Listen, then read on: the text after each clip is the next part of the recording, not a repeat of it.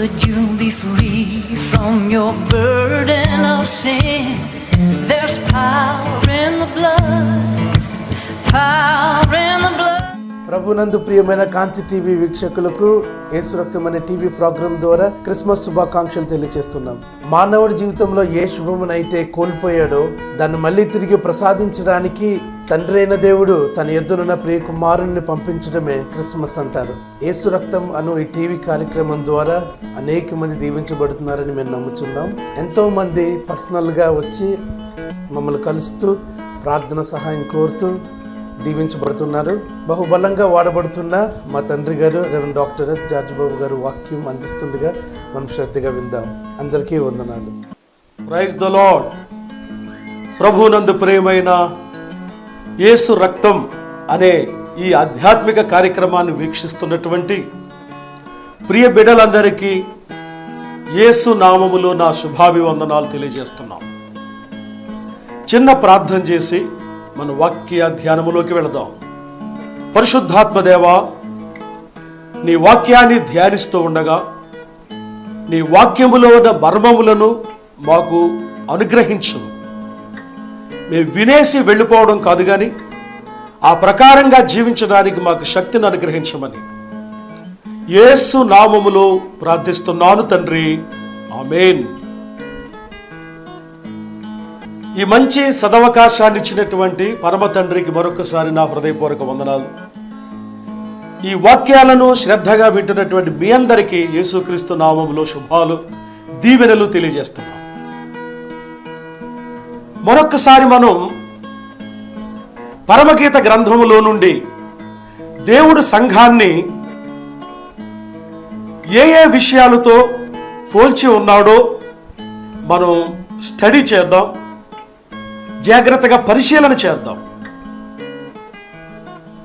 ఈరోజు నా యొక్క వాక్య భాగం ఏంటంటే పరమగీతం 1:9. నా ప్రియురాల, ఫరో యొక్క రథాశ్వములతో నిన్ను పోల్చెదను. ఇక్కడ సంఘాన్ని దేవుడు రథాశ్వములతో పోల్చాడు. రథము, అశ్వము. ఇక్కడ ఒక వివరణ ఇస్తున్నాను మీకు. దేవుడు రథముతోనూ అశ్వముతోనూ పోల్చలేదు, అశ్వముతోనే పోల్చాడు. A company of హోర్సెస్. రథమునకు కట్టబడిన గుర్రములతో పోల్చాడు సంఘాన్ని. Glory to God. సంఘాన్ని గుర్రముతో పోల్చడానికి గల కారణాలేంటి? గుర్రము యొక్క విశేషతలేంటి, విశిష్టతలేంటి? ఇవన్నీ నా సొంత మాటల్లో కాదు కానీ బైబిల్ గ్రంథంలో నుండి మనం చూద్దాం. సాధారణంగా గుర్రం అనగానే మనకు ఒక యుద్ధం గుర్తుకొస్తుంది. ఇవి ఫరో అంటే ఈజిప్షియన్ హార్సెస్ అన్నమాట. గాలికి ఎగిరిపోయే, బక్క చిక్కిపోయిన డొక్కు గుర్రాలు కాదు ఇవి. బలిసినటువంటి, యుద్ధం అంటే ముందుకు పరిగెత్తే, రక్తపు వాసన తగిలితే చాలు ముందుకు దూకే గుర్రాలు అన్నమాట ఇవి. సంఘం ఆ విధంగా ఉండాలి. ఒక గొప్ప దైవజనుడు ఆయన కుటుంబాన్ని గూర్చినటువంటి ఒక కథనం నేను మీతో పంచుకుంటాను. 150 సంవత్సరాల క్రితం వేల్స్ ప్రాంతం నుండి కొందరు మిషనరీలు మన భారతదేశానికి సేవ చేయడానికే వచ్చారు. వారు అస్సాం ప్రాంతంలో వాళ్ళ యొక్క బేస్ని ఏర్పాటు చేసుకొని వాళ్ళు మిషనరీ వర్క్ చేస్తున్నారు, సువార్త ప్రకటిస్తున్నారు, వైద్యం చేస్తున్నారు, పేదల్ని ఆదుకుంటున్నారు.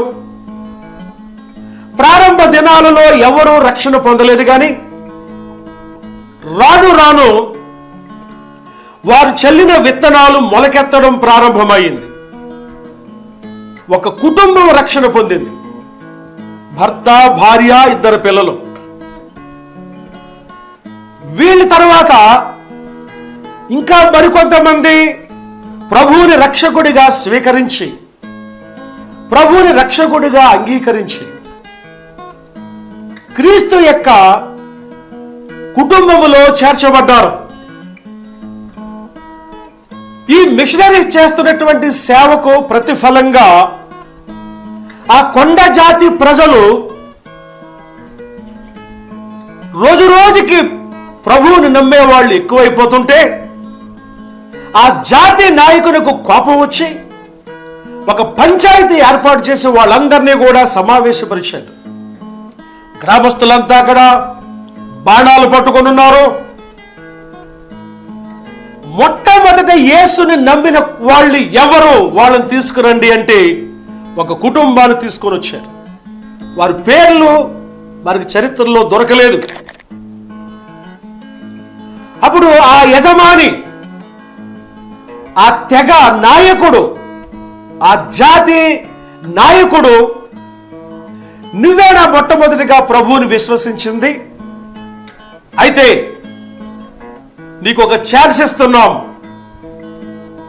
ప్రభువును వదిలేయి, ఈనాడే క్రైస్తవ్యాన్ని వదిలేసి మాలాగే జీవించు, నిన్ను బ్రతకనిస్తాం అన్నప్పుడు ఆయన జవాబు ఏంటంటే, I have decided to follow Jesus, no turning back. నేను క్రీస్తుని వెంబడించాలని నిశ్చయము చేసుకుంటుని, యేసు శిష్యుడిగా ఉండడానికి నిర్ణయము చేసుకున్నాను. నేను వెనుతిరగను, వెనక్కి తిరిగి చూడను అనగానే ఆ తెగ నాయకుడు ఆజ్ఞాపించగానే 2 బాణాలు వచ్చి పిల్లల గుండెల్లో గుచ్చుకున్నాయి. పిల్లలు కింద పడి గిలగిలా తన్నుకుంటూ చచ్చిపోయారు. భర్త భార్య అనగా తల్లి తండ్రి చూస్తూ అలాగే ఉండిపోయారు. తెగ నాయకుడు మళ్ళీ అన్నాడు, నీకు మరొక అవకాశం ఇస్తున్నాం, యేసును వదిలిపెట్టు, యేసును విడిచిపెట్టు, నిన్ను బ్రతకనిస్తాం. వెంటనే అతను మళ్ళీ ఒక పాట పాడాడు. అదే పాటను కంటిన్యూ చేశాడు. ఏంటంటే, though no one go with me, still I will follow Jesus, no turning back. నాతో ఎవరు వచ్చినా రాకపోయినా నేను యేసుని వెంబడిస్తాను, వెను తిరగను, వెనక్కి తిరిగి చూడను అన్నాడు. వెంటనే మరొక బాణం తన భార్య గుండెల్లో గుచ్చుకుంది. ఆమె కూడా కింద పడి గిలగిలా తన్నుకొని చచ్చిపోయింది. జ్యేష్ఠుడు ఎలాగే నిలబడి ఉన్నాడు. తెగ నాయకుడు మళ్ళీ మరొక అవకాశం ఇచ్చాడు. ఆఖరి అవకాశం ఇస్తున్నాను,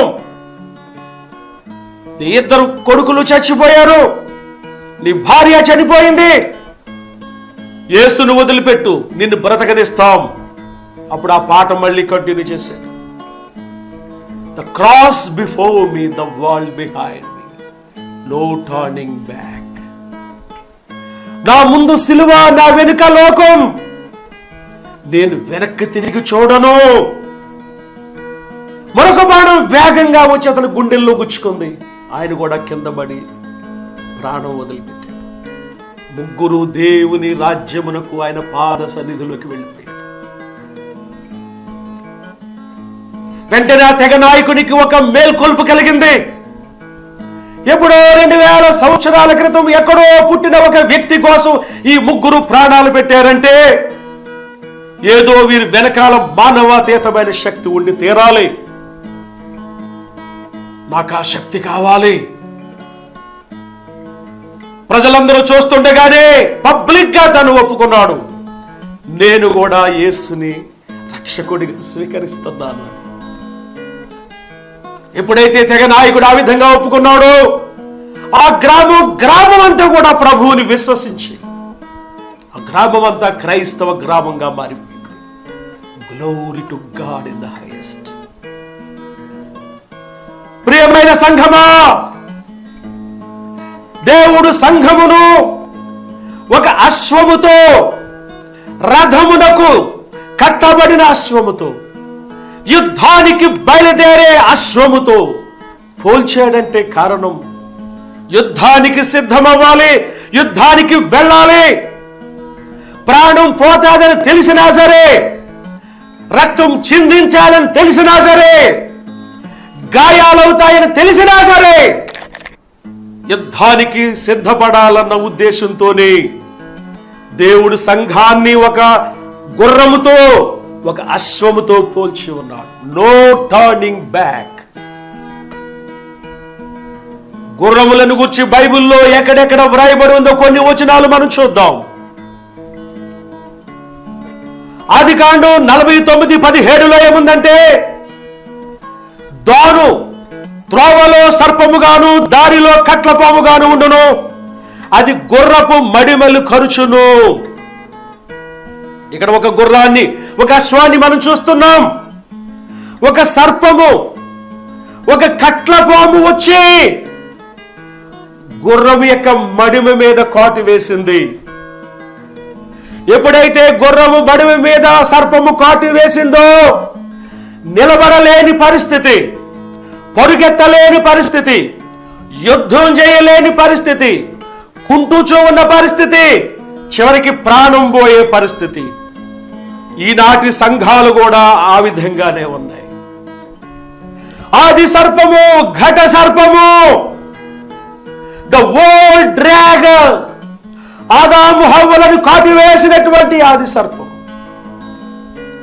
ఈనాడు సంఘాలను, అనేక సంఘాలను కాటివేసి ఉన్నది. అందుకనే సంఘాలు, ఎక్కడ ఉన్న సంఘాలు అక్కడే ఉన్నాయి. పరిగెత్తడం లేదు. అనేక మంది ఆత్మలు నశించిపోతుంటే, మన్య ప్రాంతాల్లో, దూర ప్రాంతాల్లో, కొండల పైన, లోయలలోన అమాయకమైనటువంటి విలువైనటువంటి ఆత్మలు అంధకారములో మగ్గిపోతూ నరకానికి వెళ్ళే దారిలో ప్రయాణం చేస్తున్నాయంటే పట్టనట్టుగా ఎందుకున్నారు అంటే, అవి పరుగెత్తలేని స్థితిలో ఉన్నాయి, నడవలేని స్థితిలో, నిలబడలేని స్థితిలో ఉన్నాయి. ఎందుకంటే they were bitten by the old serpent. సైతాను వాళ్ళను కాటు వేశాడు. విషం వాళ్ళలో ప్రవహిస్తుంది, విషం నరనరాలలో ఉంది. ఓ ప్రియ సంఘమా, సిలువను చూడు, నీలో ఉన్న విషం పటాపంచలైపోద్ది. సంఘమా, సిలువ వైపు తీక్షణంగా చూడు. అటు ఇటు చూడకుండా, దిక్కులు చూడకుండా సిలువలో వేలాడుచున్న యేసయ్యను చూడు. నీలోని విషం హరించిపోతుంది. నీవు బ్రతుకుతావు, మళ్ళీ యుద్ధం చేస్తావు, మళ్ళీ పరుగెత్తుతావు, మళ్ళీ గేలప్ తీస్తావు. Glory to God in the highest. మరొక వాక్యం చూద్దాం. న్యాయాధిపతులు 5:22 ఏముందంటే, గుర్రముల డెక్కలు శూరులను త్రొక్కెను. గుర్రములు ఎగసి ఎగసి శూరులను త్రొక్కెను. దేవుడు సంఘాన్ని గుర్రముతో, అశ్వముతో పోల్చడానికి కారణం ఏంటంటే, మనకు చుట్టూ శత్రువులే ఉన్నారు. శత్రువులంటే నీ పొరుగువాడైన సేవకుడు కాదు, నీ ఇంటి ప్రక్కవాడు కాదు. మనకు అసలైన సిసలైన శత్రువు ఎవరంటే సైతాన్, లూసిఫర్, తేజో నక్షత్రము, వేకువ చుక్క. వాడికి ఎన్ని భయంకరమైన పేర్లు ఉన్నాయో చెప్పలేము. అబద్ధికుడు అని పేరు ఉంది, దొంగ అని పేరు ఉంది, దుష్టుడు అని పేరు ఉంది. వాడు మన శత్రువు. వాడొకడే కాదు, వాడి చుట్టూ, వాడి సైన్యంలో, వాడి రాజ్యంలో అనేక మంది, కోటాను కోట్ల దెయ్యాలు వాడి రాజ్యాన్ని విస్తరింపజేస్తా ఉన్నాయి. ప్రియబిడ్డలారా, సంఘమా, గుర్రము శత్రువులను ఎగసి ఎగసి తొక్కాలి. తల పగిలిపోయే వరకు తొక్కాలి, పీక తెగిపోయే వరకు తొక్కాలి, కడుపులో ప్రేగులు బయటకు వచ్చే వరకు తొక్కాలి. అది సంఘం చేయాల్సినటువంటి పని. Glory to God in the highest. Passion for souls అనే పుస్తకంలో ప్రపంచ ప్రఖ్యాతిగాంచిన సువార్తకుడు ఆస్వాల్డ్ జే స్మిత్ ఒక చక్కని హాస్యభరితమైనటువంటి ఊహాత్మకమైనటువంటి ఒక కథను రాస్తారు. అదేంటంటే, ఆకాశ మండలములో ఒకానొక రోజున సైతాన్ ఒక కాన్ఫరెన్స్, ఒక సెమినార్ పెట్టాడు. ఈనాడు పాస్టర్స్ కాన్ఫరెన్స్, పాస్టర్స్ సెమినార్స్ మనం పెడుతున్నట్టుగా అనేక దేశాల నుండి వాడి యొక్క దూతలు, వాడి సైన్యాలు అక్కడికి వెళ్ళాయి. ఇండియా నుండి కొన్ని, అమెరికా నుండి కొన్ని. ఆ విధంగా అక్కడ వాళ్ళకి ఎజెండా ఉంది. ఎజెండా ఏంటంటే, మనుషులు ఎలా పాడు చేయాలి, సంఘాలను ఎలా చెడగొట్టాలి, సంఘాల్లో గొడవలు ఎలా పెట్టేయాలి, పాస్టర్ మధ్య అగ్ని ఎలా రాజబెట్టాలి. ఆ కథ ఇంకా చాలా వివరిస్తాడు. అది మనకు ప్రస్తుతానికి అవసరం లేదు. కాబట్టి గుర్రముతో, మామూలు గుర్రం కాదు, యుద్ధానికి వెళ్లే గుర్రం, గుర్రముతో పోచబడినటువంటి ఓ సంఘమా, ఓ దైవజనుడా, నీ శత్రువుని ఎగసి ఎగసి తొక్కు. Glory to God. Victory will be hours. జయం మనదే. పోరాడాలి, యుద్ధం చేయాలి, శత్రువులు ప్రేగులు బయటకు వచ్చేలాగా తొక్కాలి మనం. ఆమేన్. Glory to God. అంతేకాదు, 2 రాజుల గ్రంథం 2:11 ఏముందంటే, వారు ఇంకా వెళ్ళి మాట్లాడుచుండగా ఇదిగో అగ్ని రథమును అగ్ని గుర్రములను కనబడి. ఇది సందర్భం వేరైనా ఇక్కడ అగ్ని గుర్రం అనే పదాన్ని నేను తీసుకుంటున్నాను. సంఘం అగ్ని వలె ఉండాలి, సంఘం ప్రజ్వలించాలి. అతడు మండుచు ప్రకాశించుచున్నటువంటి దీపమై ఉండెను అని యోహాను గురించి వ్రాయబడి ఉన్నది. సంఘమా, నువ్వు మండుచున్నావా, ఎండుచున్నావా? సంఘమా, నువ్వు ప్రజ్వలిస్తున్నావా, ఉసూరుమంటూ ఉన్నావా? వెలగాలి, మండుచూ ఉండాలి, అగ్ని వలె ఉండాలి. పొయ్యిలో అగ్ని ఏ విధంగా మండుచూ ఉంటుంది, అగ్ని నాలుకలు విభాగింపబడినట్టుగా అని బైబిల్ గ్రంథంలో ఉంది. పరిశుద్ధాత్మను అగ్నితో పోల్చారు. ఆ అగ్ని మన మీదకి వచ్చినప్పుడు మనం కూడా అగ్ని జ్వాల వలె తయారవుతాం. సంఘము పొయ్యిలోని బూడిద వలె ఉండకూడదు. సంఘము పొయ్యిలోని బొగ్గు వలె, ఆరిపోయిన బొగ్గు వలె ఉండకూడదు. అగ్ని కణముల వలె ఉండాలి, నిప్పు కణముల వలె ఉండాలి, మండుచూ ఉండాలి. నీ వెలుగునకు జనములు వచ్చేదరని వ్రాయబడి ఉన్నది. సంఘము ఏ విధంగా ఉన్నావు? మండుచూ ఉన్నదా? ముందున్న అగ్ని ఏమైంది? 2 రాజుల 14:20 ఏముందంటే, గుర్రముల మీద అతని శవమును యెరూషలేమునకు తెప్పించి.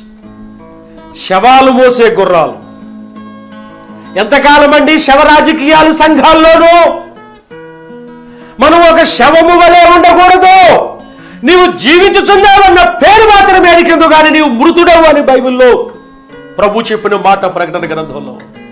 ఒక పేరుందంతే. మనకి పేరు పెట్టుకుంటాం, ఒక ఫ్లెక్స్ తగిలించుకుంటాం, ఒక బోర్డు పెట్టుకుంటాం, ఒక బ్యానర్ పెట్టుకుంటాం. We have only a name but we are dead in spirit. No life in our hearts. దేవుని బిడ్డలారా, శవాలు మోసుకొని వెళ్లే గుర్రాలు. మనం యేసయ్యను మోసుకొని వెళ్ళాలి, యేసయ్యను తీసుకొని రావాలి, శవాలను కాదు. సంఘమా, నీవు ఒక శవము వలె ఉన్నావా? శవం మాట్లాడదు, శవం పాట పాడదు, శవం సాక్ష్యం చెప్పదు, శవం సువార్త ప్రకటించదు, శవం చందాలు ఇవ్వదు, శవం కానుకలు ఇవ్వదు, శవం ఏ పనికి సహకరించదు. నువ్వు అలాంటి స్థితిలో ఉన్నావా? అయినా పర్వాలేదు, సిలువ వైపు చూడు, నువ్వు బ్రతుకుతావు. సిలువ వైపు చూడు, నువ్వు బ్రతుకుతావు. You live again. సిలువ వైపు చూడు, నువ్వు జీవిస్తావు. Look unto Jesus and live again. యేసు వైపు చూడు, నువ్వు బ్రతుకుతావు. Glory to God in the highest. 2 రాజుల 23:11 ఏముందంటే, సూర్యునికి ప్రతిష్ఠించిన గుర్రములు. నువ్వెవరి కోసం ప్రతిష్ఠించబడ్డావు? అవి విగ్రహారాధన కొరకు ప్రతిష్ఠింపబడిన గుర్రాలు. ప్రభువు నమ్మినటువంటి మనం విగ్రహారాధన చేయడం లేదు, కానీ వాటికంటే భయంకరమైన ఆధ్యాత్మికమైన విగ్రహారాధన చేస్తున్నాం. పాస్టర్ గారిని ఒక విగ్రహంలా పెట్టి పూజిస్తున్నాం, డబ్బుని విగ్రహంలాగా పెట్టి పూజిస్తున్నాం, చర్చ్ బిల్డింగ్ని విగ్రహంలాగా పెట్టి పూజిస్తున్నాం, సెల్ ఫోన్ని విగ్రహంలాగా పెట్టి పూజిస్తున్నాం, పేరు ప్రతిష్టలను విగ్రహంలాగా పెట్టి పూజిస్తున్నాం, చదువు ఉద్యోగాలను విగ్రహంలా పెట్టి పూజిస్తున్నాం. దేవుని కంటే ఎక్కువగా నువ్వు దేన్ని ప్రేమిస్తావో అది నీకు విగ్రహమే. మనం దేవుని కొరకు ప్రతిష్ఠించబడాలి, దేవుని కొరకు ప్రతిష్ఠించబడాలి. ఒక కొత్త ఇల్లుని కట్టి దాంట్లోనికి మనం ప్రవేశం చేసేటప్పుడు గృహ ప్రతిష్ఠ అని అనం, మనం గృహ ప్రవేశము అంటాం. అదే ఒక చర్చిని కట్టి దాన్ని ఓపెనింగ్ చేసే రోజున ఆలయ ప్రవేశము అనము, ఆలయ ప్రతిష్ఠ అంటాం. ప్రతిష్ఠ అంటే దేవా ఎంతో ఖర్చు పెట్టి ఆలయాన్ని నిర్మించాను, ఇది నీకు ఇచ్చేస్తున్నాను, ఇందులో నువ్వే ఉండాలి, ఇందులో నీ పనే జరగాలి, నీ పాటలే వినబడాలి, నీ సేవే జరగాలి, ఇది నీది నాది కాదు. అది ప్రతిష్ఠ అంటే. మనం ఎవరి కొరకు ప్రతిష్ఠించబడ్డాం? దేవుని మనుషులమేనా? దేవుని ప్రజలమేనా? దేవుని కుమారులు కుమార్తెలమేనా? ఎవరికి మనం ప్రతిష్ఠించబడ్డాం? ఈ రోజైనా మనం పరిశీలన చేసుకుందాం. నాతో చెప్పండి, యేసయ్యా పూర్తిగా నన్ను నేను నీకు అప్పగించుకుంటున్నాను, యేసయ్యా పూర్తిగా నన్ను నేను నీకు ప్రతిష్ఠించుకుంటున్నాను. From secular thing to sacred thing, ఒక లోక సంబంధమైనటువంటి విషయము నుండి పవిత్రమైన కార్యము నిమిత్తమై, ఇది ప్రతిష్ఠ అంటే. గ్లోరీ టు గాడ్, హల్లెలూయా. 39:19 ఏముందంటే, గుర్రమునకు నీవు బలమిచ్చితివా. సంఘము బలము కలిగి ఉండాలి.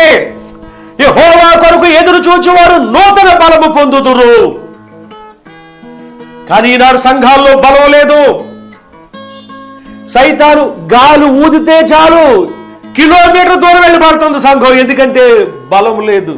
No strength, no power. పరిశుద్ధాత్మ మీ మీదకి వచ్చినప్పుడు మీరు శక్తిని పొందేదారు. శక్తి, డోనమిస్. ఆ డోనమిస్ అనే పదంలో నుంచే డైనమైట్, డైనమో, డైనాస్టీ అనే ఇంగ్లీష్ పదాలు వచ్చాయి. గ్లోరీ టు గాడ్, హల్లెలూయా. సంఘమా, నువ్వు ఒక పేషెంట్ లాగుంటే, నేను మాట్లాడేది లోక సంబంధమైన పేషెంట్ కాదు, బలము లేని ఒక రోగిగా ఉంటే, నీ కాళ్ళు చీలమండలం బలం పొందాలంటే యేసు వైపు చూడు. నాకు వేరుగా ఉండి మీరేమీ చేయలేరు, ఆయనకి వేరుగా ఉండి మనం ఏమీ సాధించలేము. ప్రియమైనటువంటి దేవుని యొక్క బిడ్డలారా, సంఘమును దేవుడు రథాశ్వముతో పోల్చి ఉన్నాడు. కీర్తన 33:17 ఉంది, రక్షించుటకు గుర్రము అక్కడక రాదు. ఈనాటి సంఘం, ఈనాటి దైవజనుడు, ఈనాటి ఇవాంజలిస్ట్ ఏమనుకుంటున్నాడంటే, నా దగ్గర డబ్బు ఉంది కాబట్టి నేను ఏమన్నా చేసేస్తాను, తెలివితేటలు ఉన్నాయి నేను ఏమన్నా చేసేస్తాను, ప్లానింగ్ ఉంది ఏమన్నా చేసేస్తాను, అడ్మినిస్ట్రేటివ్ స్కిల్స్ ఉన్నాయి ఏమైనా చేసే. నీ స్కిల్స్ కిల్ చేస్తారు మనుషులు. మన స్కిల్స్ కాదు, మన టాలెంట్స్ కాదు, మన ప్రూడెన్స్ కాదు, మన పవర్ కాదు, మన టవర్ కాదు. ప్రియ బిడ్డలారా, రక్షించడానికి గుర్రం అక్కడికి రాదు, దేవుని సహాయం కావాలి. సంఘమా, నువ్వు ఎవరిపై ఆధారపడుచున్నావు? సంఘమా, నువ్వు ఎవరి వైపు చూస్తున్నావు? మనుషులను నమ్ముకున్నటి కంటే యెహోవాను ఆశ్రయించుట మేలు. దేవుని వైపే. Let us look unto Jesus. యేసయ్య వైపే చూద్దాం. గ్లోరీ టు గాడ్, హల్లెలూయా. 24:13 ఉంది, ఆయన గుర్రములు గద్దల కంటే వేగము గలవి. ఉసూరమంటూ కాదు, రెక్కలు తెగిపోయినట్టు కాదు. గుర్రములు గద్దల కంటే వేగము, వేగము, స్పీడ్, ఫాస్ట్. సంఘం ఫాస్ట్ గా ఉండాలి. ప్రార్థన అధికమవ్వాలి. బైబిల్ స్టడీ ఎక్కువ చేయాలి, ఉపవాసాలు పెంచాలి, కానుకలు రెట్టింపు చేయాలి, అవసరమైతే అంతా ఇచ్చేయాలి. ఇది క్రొత్త నిబంధన క్రైస్తవ్యం. నా ప్రసంగం ప్రారంభంలో చెప్పాను చూసారా, అదండి యుద్ధానికి వెళ్ళే గుర్రం. No turning back. నేను చంపేస్తానంటే I have decided to follow Jesus. నేను క్రీస్తుని వెంబడించాలని నిర్ణయం తీసుకున్నాను. తన 2 పిల్లల్ని చంపేశారు బాణాలు వేసి. నీకు మరో ఛాన్స్ ఇస్తున్నామంటే though no one go with me, still I will follow Jesus. No turning back. నాతో ఎవరు వచ్చినా రాకపోయినా నేను యేసుని వెంబడిస్తాను, వెనక్కి తిరిగి చూడనన్నాడు. అదండి నిజమైన క్రైస్తవ్యం. పోరాటానికి సిద్ధమైనటువంటి గుర్రాలు ఇవి. యుద్ధ రంగంలో శత్రువుని ఎగసి ఎగసి తొక్కే గుర్రాలు ఇవి. Glory to God in the highest. పరిశుద్ధాత్మ దేవుడు అలాంటి పౌరుషాన్ని మాకు దయచేయండి. పరిశుద్ధాత్మ దేవుడు అలాంటి శక్తిని మాకు దయచేయండి. చిన్న ప్రార్థిస్తాను. తండ్రి, వింటున్న బిడ్డలందరినీ దీవించండి. ఈ క్రొత్త సంవత్సరంలో, ఈ 2017లో నీ వాక్యములో విన్న రీతిగా అలాంటి గొప్ప అనుభవంలోనికి మమ్మల్ని నడిపించమని యేసు నామములో ప్రార్థిస్తున్నాను తండ్రి. ఆమేన్. God bless you. God be with us till we meet again. ప్రభునందు ప్రియమైన వారందరికీ నా వందనాలు. కాంతి టీవీ ప్రేక్షకులకు, మా సంఘస్థులకు, అలాగే చూస్తున్న ప్రతి ఒక్కరికి కూడా క్రిస్మస్ శుభాకాంక్షలు.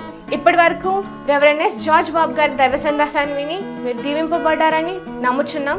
ఏ విధమైన ప్రార్థన అవసరతలు ఉంటే మాకు సంప్రదించండి. మా ఫోన్ నంబర్స్ 9908055599, 9963637893. మా ఈమెయిల్ hearttoheart@hearttoheartmail.com. మా address Reverend doctor S George Bob, church street, Rajpudi, Jaggampeta. అందరికీ వందనాలు.